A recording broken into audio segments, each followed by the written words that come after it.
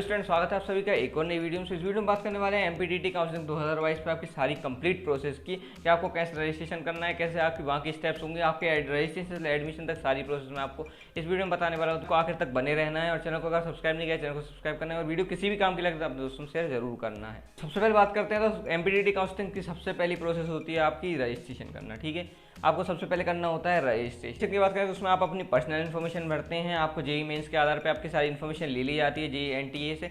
अब personal information इसमें fill करते हैं। ठीक है, रजिस्ट्रेशन की डेट आती है, उससे आपको 7 दिनों तक का समय दिया जाता है रजिस्ट्रेशन करने के लिए। ठीक है, सबसे पहली प्रोसेस हो गया कि रजिस्ट्रेशन। अब रजिस्ट्रेशन आप कंप्लीट करा चुके हैं। ठीक है, आपको एक आईडी पासवर्ड मिल जाता है रजिस्ट्रेशन कराने के बाद।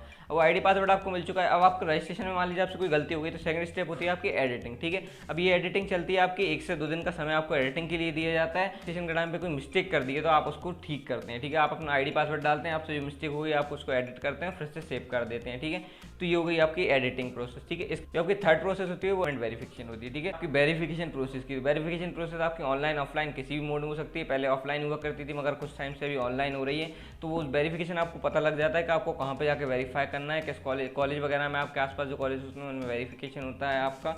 तो ये थर्ड स्टेप होती है आपकी वेरिफिकेशन। ठीक है, अब चॉइस फिलिंग कैसे होती है? चॉइस फिलिंग थोड़ा सा आपका ये इंपॉर्टेंट चीज़ होती है, ये सबसे ज़्यादा केयरफुली आपको करनी पड़ती है। ठीक है, आपके रजिस्ट्रेशन के बाद वाली जो मेन प्रोसेस होती है ये आपकी चॉइस फिलिंग होती है। ठीक है, चॉइस फिलिंग में आप क्या करते हैं, आपको मान लीजिए आपकी रैंक है। ठीक है, उसके अकॉर्डिंग आप अपने कॉलेजेस फिल करते हैं, अपने पसंद के आप कॉलेजेस फिल करते हैं। ठीक है, 1 2 3 4 5 6 7 ऐसे आप मिनिमम 10 और मैक्सिमम 50 कॉलेजेस फिल कर सकते हैं। ठीक है, मिनिमम आपको 10 तो करने ही पड़ते हैं। ठीक है, अब अपने रैंक के हिसाब से आप अपने चॉइस फिलिंग करते हैं। जैसे आपने किसी कॉलेज में आपने कोई ब्रांच फिल कर ली, फिर उसमें कोई और ऑप्शनल ब्रांच फिल कर ली, फिर आपने दूसरा कॉलेज डाल दिया, फिर उसमें ब्रांच डाल दी, तीसरा डाल दिया, ऐसे आपने 7 8 9 10 11 डाल दिए। ठीक है, अब आपको मान लीजिए आपने किसी कॉलेज में डाली है सीएसई ब्रांच और आपने फिर उसमें दूसरी ईसी डाल दी है। अब आपकी आपने चॉइस के हिसाब से आपकी डाली हुई है। ठीक है, ब्रांचेस।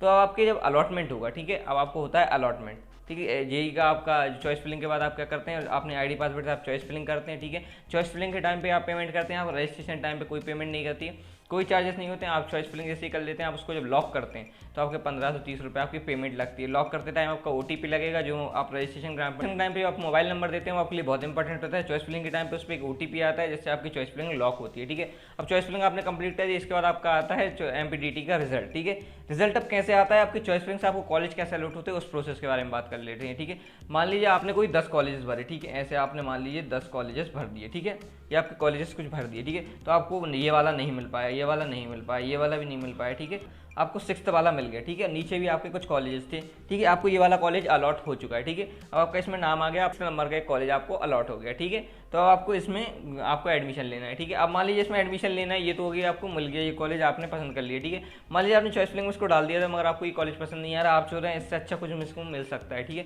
तो चॉइस फिलिंग का जो रिजल्ट आता है उसके बाद आपका आता है अपग्रेड राउंड। ठीक है, जो आपका अपग्रेड राउंड होता है वो होता है उससे 1 2 दिन बाद आपकी अपग्रेड प्रोसेस स्टार्ट होती है। अपग्रेड में आपकी एक छोटी सी फीस लगती है, शायद 1000 रुपीज़ आपकी फीस लगती है, उसमें आप अपग्रेड करते हैं। ठीक है, अब जब आप अपग्रेड करने जाते हैं तो आपको नीचे के मिलने कोई चांसेस नहीं है। आपके नीचे कॉलेज होते हैं अपने आप हट जाते हैं। तो हमारी 6 नंबर का कॉलेज मिला था तो उससे ऊपर के 5 कॉलेज उसमें मिलने के चांसेस रहेंगे, उससे नीचे कुछ नहीं जाएगा। जो आपकी सीट है वो सीट वहीं पर रहेगी, आपको ऊपर की मिल जाएगी। मान लो आपने कॉलेज अलॉट हो गया, आपने अपग्रेड भी नहीं करा है मगर आपने एडमिशन नहीं लिया है तो आपका ये वाली सीट कैंसिल हो जाएगी। अब आप लोगों को होगी सेकंड राउंड में। ठीक है, तो ये तो फर्स्ट राउंड की बात हो गई। ठीक है, अब आपको इसी तरह से होता है सेकंड राउंड स्टार्ट। ठीक है, फर्स्ट राउंड आपका जेई मेंस वालों के लिए होता है, सेकंड राउंड आपका जेई मेंस और क्वालिफाइंग स्टूडेंट दोनों, मतलब 12th वाले दोनों के लिए होता है। ठीक है, सेम प्रोसेस रहती है। अब आपको सेकंड राउंड के लिए रजिस्ट्रेशन करना पड़ता है। ठीक है, उसके बाद भी सेम प्रोसेस रहती है आपकी, आपको रजिस्ट्रेशन करना पड़ता है। ठीक है, उसको आप एडिट कर सकते हैं। ठीक है, उसके बाद उसकी वेरिफिकेशन होती है आपकी। उसके बाद आपकी चॉइस फिलिंग सेम रहती है, ऐसी चॉइस फिलिंग रहती है। ठीक है, आपकी और उसमें कुछ सॉर्टेड कॉलेज हो जाते हैं, जो कॉलेज फिल हो चुके हैं वो आपके कॉलेज नहीं रहते हैं। ठीक है,